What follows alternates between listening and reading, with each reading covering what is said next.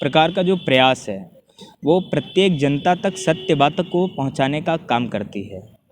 और मुझे लगता है कि एक निष्पक्ष जो पत्रकारिता आप कर रहे हैं आईपा के माध्यम से, आईपा चैनल ही ना है आपका, उसी के माध्यम से जो आप कर रहे हैं, इससे जो अनर्गल बातें कुछ तथाकथित अन्य चैनलों के माध्यम से होता है, उसका आप लोग सत्यता के साथ कटाक्ष करें और इस मुहिम को और बढ़ावें, जिससे जनता जनार्दन को जो दिग्भ्रमित किया जाता है, भ्रम की स्थिति होती है, वो दूर हो और जनता जो सच्चाई है उसको जाने। तो ये मुहिम आपका बहुत बढ़िया है, ईश्वर से हमारी शुभकामनाएं हैं। जी नमस्कार, मैं हूं वाराणसी से शैलेंद्र सिंह और आप देख रहे हैं आईपा यानी all India progressive politics association. इसके अंतर्गत बातें होती हैं, प्रगतिशील राजनीति की चर्चाएं करते हैं अपने शहर के कुछ खास लोगों से और तमाम बिंदुओं पर बातें होती हैं। क्योंकि आईपा एक ऐसा मंच है जो प्रगतिशील राजनीति की बातें करता है, साथ साथ साहित्य के क्षेत्र की भी बात करते हैं, प्रगतिशील बातों की बातें करते हैं हम लोग। तो अगर जानते हैं कि इसमें क्या विशेष इसमें चल रहे हैं 2022 को लेकर, तो आज इसी कड़ी में मुलाकात कराते हैं पंडित हर्ष जी से, जो कि एक राजनीति की दृष्टि से अगर देखा जाए तो देखते हैं किस प्रकार का पक्ष रखते हैं और जानते हैं मौजूदा स्थिति जो है राजनीति की वो क्या है और कितने बदलाव हुए पूर्व में, और अगर इस समय के मौजूदा वादों की बातें की जाए तो देखिए किस प्रकार से क्या अपना विश्लेषण करते हैं। जी स्वागत है आपका आईपा में। बहुत बहुत धन्यवाद। पंडित हर्ष जी, अगर बातें की जाए तो मौजूदा स्थिति अगर देखी जाए राजनीति की, उतार चढ़ाव की अगर बातें की जाए तो इस दल से उस दल लोग जाना शुरू कर दिए हैं, तो क्या अंतर रहता है इस पर एक जाति को प्रभाव करने के लिए? देखिए, इससे किसी विशेष जाति पे कोई प्रभाव नहीं पड़ता है, क्योंकि हिंदुस्तान का मतदाता और उत्तर प्रदेश का मतदाता जो है वो पूर्णतः अब चिंतन और मनन करने लगा है। उसको ये पता है कि जो दल बदलू लोग हैं, जो अपनी राजनीति रोटियां को सेकने के लिए दल को बदलने का काम करते हैं।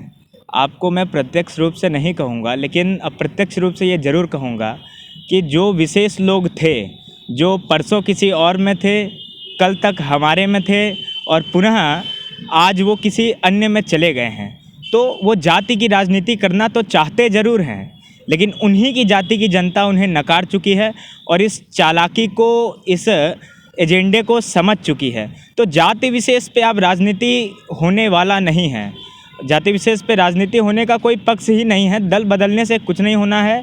पूर्ण भारत की जनता ने, उत्तर प्रदेश की जनता ने ये तय किया है कि पुनः भारतीय जनता पार्टी की सरकार आनी है, चाहे किसी दल के नेता आए जाएं, उससे किसी प्रकार का प्रभाव नहीं पड़ने वाला है।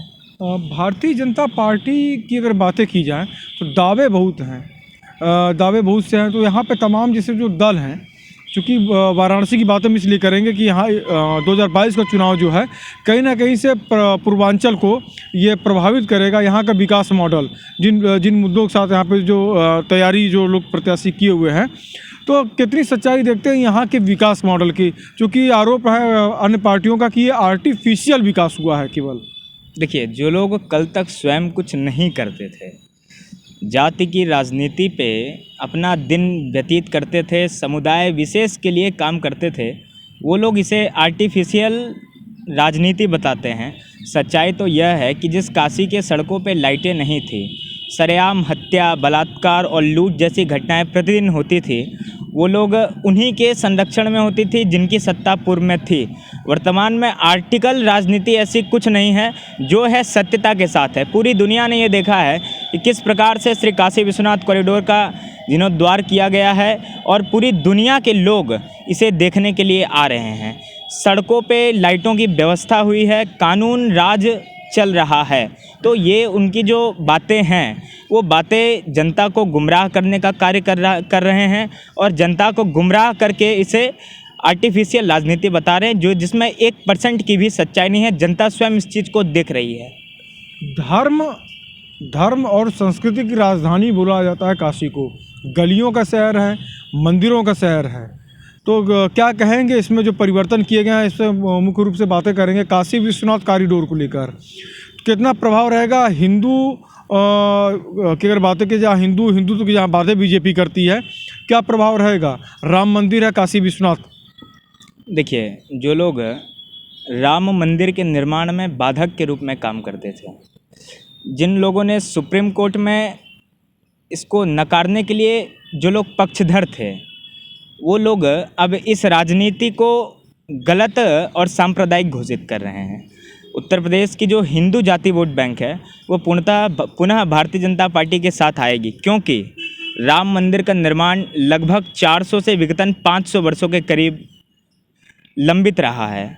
इस सरकार के नेतृत्व में ये पूर्णतः जो है बना है, और काशी विश्वनाथ डोर इसमें विशेष है, क्योंकि पूर्वांचल की जनता इधर को और पश्चिम उत्तर प्रदेश की जनता अवध क्षेत्र अर्थात राम जन्मभूमि को मानक तय करके बिना निष्पक्ष, बिना किसी भेदभाव से भारतीय जनता पार्टी को लाने का काम करेगी। और हिंदू वोट बैंक तो इसमें विशेष कर रहेगा।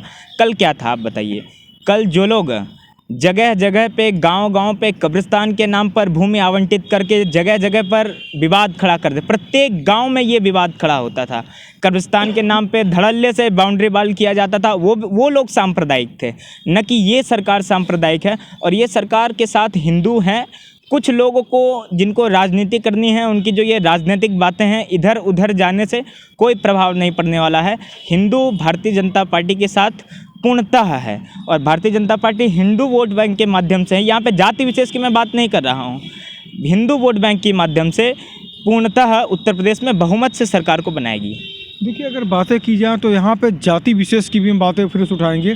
ब्राह्मण मतदाता जो हैं, तो अन्य पार्टियाँ या यूँ कह लीजिए कि कहीं ना कहीं से जो विपक्षी दल है, विकास दुबे जैसे मामले को उठा रही है, खुशी जो है जेल में है तो उसको लेकर मुद्दे उठाए जा रहे हैं। सतीश चंद्र मिश्रा बीएसपी के लिए वोट साधना चाहते हैं। परशुराम जी की मूर्तियां बननी शुरू हो गई, लगनी शुरू हो गई, लगी भी। तो कहने का मतलब यह है कि जो एक ब्राह्मण मतदाताओं को जो है, जो रिझाने का जो प्रयास जो है, ये पूर्व में भी सरकारों ने किया, बीएसपी, समाजवादी पार्टी, बीजेपी। तो क्या असर रहेगा? क्या इसका व्यापक असर नज़र आता है आपको? देखिए, बहन जी की राजनीति और सतीश चंद्र मिश्रा की जो राजनीति है वो बिन पेंदे की लोटिया की राजनीति है। वो लोग कल तक कहते थे सर्वजन हिताय और सर्वजन सुखाय, एक। दूसरा, तिरक तराजू और तलवार इनको मारो, जूते चार, दूसरा। और तीसरा ये है कि ये लोग भ्रामक लोग हैं। आप मुझे एक बात बताइए, भारतीय जनता पार्टी के संस्थापक सदस्य कौन थे? पंडित श्यामा प्रसाद मुखर्जी, पंडित दीनदयाल, अडानी जी, जोशी जी जैसे लोग, अन्य जो भी लोग थे वो ब्राह्मण संस्थापक सदस्य थे। ब्राह्मण जो है वो जानता है कि भारतीय जनता पार्टी के नेतृत्व में वो पूर्णतः सुरक्षित है, और उसके संस्कृति जो धर्म है, अभी आपने उत्तर प्रदेश के मुख्यमंत्री का वक्तव्य सुना होगा कि ब्राह्मण कष्ट सह लेता है लेकिन अपनी संस्कृति को मिटने नहीं देता है। ब्राह्मण पूरे तरीके से उनके साथ है। अरे अखिलेश यादव की मैं बात करता हूँ, जब उनके नेतृत्व की सरकार उत्तर प्रदेश में थी, वो कहते थे कि ब्राह्मणों को कोई लाभ मत दो। तमाम समाचार पत्रों में ये चीज़ छपा भी है कि जिसमें उनका स्पष्ट बयान था कि ब्राह्मण हमारा मतदाता नहीं। तो ये लोग आज परशुराम की बात कर रहे हैं, कल तक क्यों नहीं करते थे? आज इनको पता है कि जनता नकार चुकी है, पूरे तरीके से विस्थापित होने वाले हैं ये लोग। इसीलिए ये लोग तरह तरह के एजेंडे को और ब्राह्मणों को मूर्ख बनाने का काम कर रहे हैं। लेकिन ब्राह्मण इस बात को जान चुका है, वो नहीं बहन जी के पाले में जाने वाला है और नहीं समाज। पुनः भारतीय जनता पार्टी के साथ ब्राह्मण पूरे तरीके से है, पूरे 100% है। कांग्रेस की अगर बातें की जाए तो जनेऊधारी भी शब्द आए सामने। जब राहुल जी जब जनेऊ धारण किए तो जनेऊधारी ऐसे मुद्दे उठने लगे, तमाम तरीके के मतलब सवालात आने लगे, मतलब कि तमाम तरह की टीका टिप्पणियाँ शुरू हुई उसी में। इसके अगर अंतर्गत बातें करें तो प्रियंका गांधी जिस तरीके से मेहनत कर रही हैं, बेटी हूँ लड़ सकती हूँ जैसे मुद्दे जो चल रहे हैं इस समय, स्लोगन चल रहे हैं, कितना असर रहेगा इसका? देखिए, पहली बात तो कि जिन लोगों को तिलक लगाने से आपत्ति थी, जो हिंदुस्तान की त्याग का प्रतीक भगवा वस्त्र है, उसको ओढ़ने से जो लोग जेल के अंदर डलवा देते थे और उसको पीड़ित करने का काम करते थे, वो लोग आज नकली ब्राह्मण बनने का काम कर रहे हैं। पूर्व में क्यों नहीं ये लोग ब्राह्मण थे? पूर्व में जो है तिलक लगाने के पे जेल में डाल दिया जाता था, तब ये लोग ब्राह्मण कहाँ थे और इन लोगों का जनेऊ कहाँ था? दूसरी बात, प्रियंका गांधी कहती हैं कि बेटी हूँ लड़ सकती हूँ। अरे भाई, बेटी हूँ लड़ सकती हूँ, राजस्थान में जहाँ पे उनके नेतृत्व की सरकार है, आए दिन वहाँ पे बलात्कार जैसे केस सामने आ रहे हैं।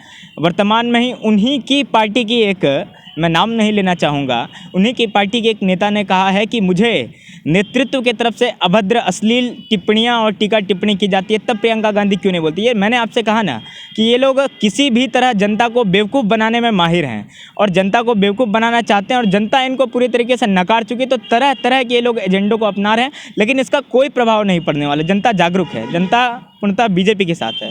बातें की जाए तो दया शंकर सिंह प्रदेश उपाध्यक्ष हैं, स्वाति सिंह उनकी पत्नी जो हैं मंत्री हैं प्रदेश में। टिकट को लेकर काफ़ी खींचतान हुई पति पत्नी के बीच में, जैसे जो सुर्खियों में मामला रहा। चुटकी भी लिए लोग, विपक्षी दल के लोग, समाजवादी से लेकर सभी लोग चुटकी भी उसमें लिए।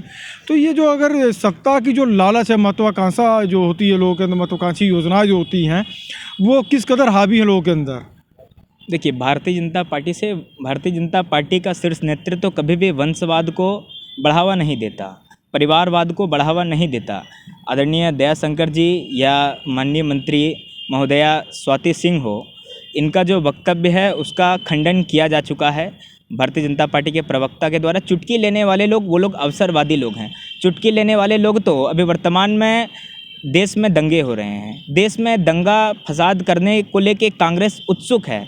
कल आपने देखा होगा कि छात्रों ने बिहार को बंद करने का ऐलान किया था। तमाम उत्तर प्रदेश में, प्रयागराज में भी ये सब स्थिति आई, तो कांग्रेस उसमें बिहार बंद करने के समर्थन में थे। आप मुझे एक बात बताइए, क्या अवसरवादी लोग छात्रों को उकसाने का काम कर रहे हैं, उकसावे की राजनीति कर रहे हैं कि आपकी क्षति, जो आपकी संपत्ति है रेलवे, उसमें आगजनी करिए, जवानों पे पत्थर फेंकिए? तो ये लोग पूरे तरीके से अवसरवादी हैं। इनके चुटकी लेने से किसी भी प्रकार का प्रभाव नहीं पड़ने वाला है, क्योंकि ये लोग अवसर देख के राजनीति करते हैं। जनता जागरूक है, और जो टिकट का विषय है ये शीर्ष नेतृत्व का विषय है। शीर्ष नेतृत्व किसी भी चीज़ को सोच विचार के ही निर्णय लेता है। इसमें किसी प्रकार का अगर पति पत्नी का आपसी झगड़ा है तो इसको घर तक ही रहने दे, बाहर ना आए तो अति उत्तम है। आईपा की मुहिम है, जन जन तक पहुंचने के लिए हम लोग राजनीतिक विशेषज्ञों के पास पहुंचते हैं, जो वहां पे विश्लेषण होते हैं, राजनीति के उतार चढ़ाव की बातें करते हैं, साहित्य के क्षेत्र में लोग सब मिलते हैं। इसके साथ साथ प्रमुख जो यहाँ के जो लोग हैं उनसे मुलाकातें होती हैं, उनके राय विचार जानते हैं। तो हमारी इस मुहिम को जो है, आईपा की इस मुहिम को क्या कहेंगे आप? देखिए, इस प्रकार का जो प्रयास है वो प्रत्येक जनता तक सत्य बात को पहुंचाने का काम करती है, और मुझे लगता है कि एक निष्पक्ष जो पत्रकारिता आप कर रहे हैं आईपा के माध्यम से, आईपा चैनल ही ना है आपका, उसी के माध्यम से जो आप कर रहे हैं, इससे जो अनर्गल बातें कुछ तथाकथित अन्य चैनलों के माध्यम से होता है, उसका आप लोग सत्यता के साथ कटाक्ष करें और इस मुहिम को और बढ़ावें, जिससे जनता जनार्दन को जो दिग्भ्रमित किया जाता है, भ्रम की स्थिति होती है, वो दूर हो और जनता जो सच्चाई है उसको जाने। तो ये मुहिम आपका बहुत बढ़िया है। ईश्वर से हमारी शुभकामनाएं हैं और प्रार्थना है कि आपके इस मुहिम को जन जन तक पहुंचाने का कार्य करें। तो आप तो हमारे साथ पंडित हर्ष जी, जिन्होंने बहुत ही बेबाकी से पूरे जवाब दिया, और इन्होंने बताया कि राजनीतिक महत्वाकांक्षा किस प्रकार से लोगों के ऊपर हावी है और इसका सीधा लाभ जनता द्वारा किसको मिलेगा, इन्होंने इशारे में ये चीज़ बताई। वाराणसी से शैलेंद्र सिंह, आईपा।